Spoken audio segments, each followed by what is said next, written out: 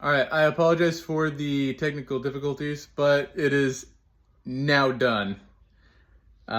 So here's the big reveal. Look at all of that sawdust.